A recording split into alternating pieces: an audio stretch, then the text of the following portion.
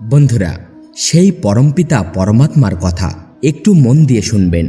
ঋষি মুনিরা বলছেন, হে মহারাজ, এই পৃথিবীতে কলিযুগ শুরু হয়ে গেছে, অর্থাৎ কলিযুগ চলছে। আর এই কলিযুগে মানুষের মন অধর্মে বেশি আর ধর্মে কম লাগবে। কলিযুগের মানুষের বয়সও কম। তাই আপনি আমাদেরকে দয়া করে বলুন, কলিযুগের মানুষের কল্যাণ কিভাবে হবে। বন্ধুরা, মনোযোগ সহকারে শুনবেন। আমি আর আপনি কথাকার। আমরা সত্য যুগের নই, ত্রেতা যুগেরও নই, দাপর যুগেরও নই। আমরা সবাই কলিযুগের মানুষ। কলিযুগের মানুষের আয়ু খুবই কম, বলতে গেলে 100 বছর।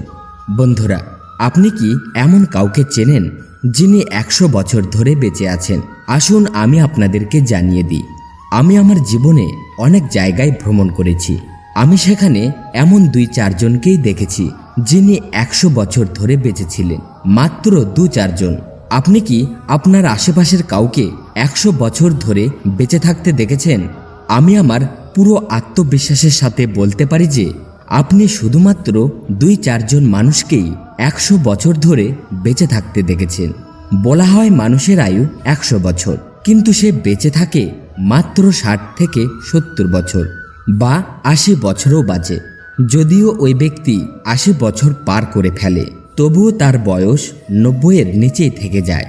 একজন অল্পবয়সী মানুষ, সে তার পরিবারকেই পালবে, বা সে তার লক্ষ্য অর্জন করবে, কিংবা তার কল্যাণ অর্জন করবে। কলিযুগের মানুষ কিভাবে তার কল্যাণ সাধন করতে পারে, তার কিছু উপায় আমাদেরকে বলুন। বন্ধুরা, আলো 2 প্রকার হয়। এক হলো ঈশ্বরের সৃষ্টি সেই আলো, যা আমাদের শরীরের বাইরে জ্বলে। 5 মিনিট চিন্তা করে দেখুন, আপনার শরীরের ভিতরে বেশি অন্ধকার নাকি আপনার শরীরের বাইরে বেশি অন্ধকার? অন্ধকার কোথায় বেশি, দেহের বাইরে না ভিতরে? আমি আপনাদেরকে আরও বলে দিই যে আজ পর্যন্ত কোনো বিজ্ঞানী এমন কোনো বাল্ব তৈরি করেনি যা আমাদের মনের ভিতরে জ্বলে। কোনো বিজ্ঞানী এমন কোনো বাল্ব তৈরি করেছে কি? করেননি।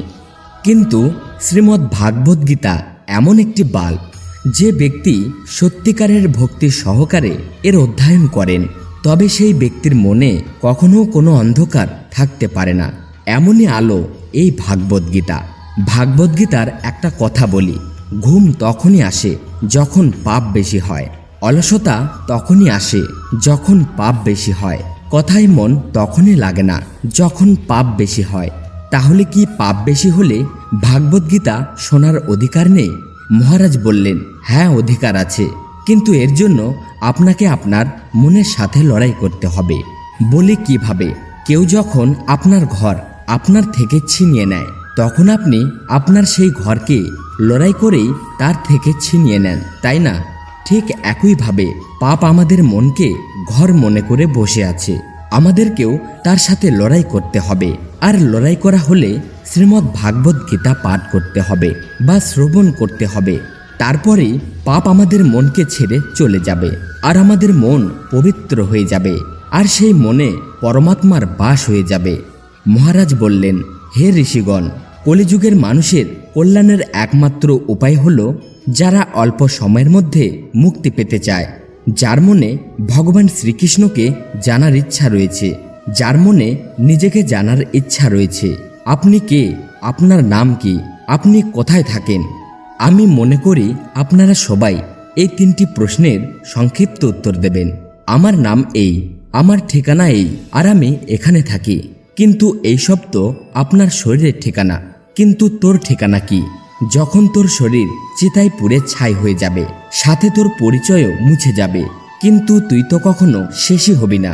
তুই যা বলছিস, তুই যা শুনছিস, তুই তো কখনো শেষ হওয়ার বিষয়ই নোস। তুই যখন শেষই হবি না, তাহলে তোর ঠিকানা জেনে নে। মৃত্যুর আগ পর্যন্ত আমরা সবাই ভাবি, আমাকে এটা খেতে হবে, আমাকে এইসব করতে হবে, আমাকে এত টাকা উপার্জন করতে হবে। ততক্ষণ পর্যন্ত শুধু আমাদের ঠিকানা। কিন্তু আপনি যখন এর বাইরে চিন্তা করবেন, তখন আপনার সব ঠিকানা শেষ হয়ে যাবে, আর তখন আপনি সেই পরমাত্মার ঠিকানা পেয়ে যাবেন যেখানে আপনি যেতে চান। তো বন্ধুরা, ভিডিওটি ভালো লাগলে অবশ্যই একটি লাইক করে দিবেন, আর কমেন্ট বক্সে পুরো শ্রদ্ধার সাথে লিখবেন, জয় শ্রীকৃষ্ণ, রাধে রাধে।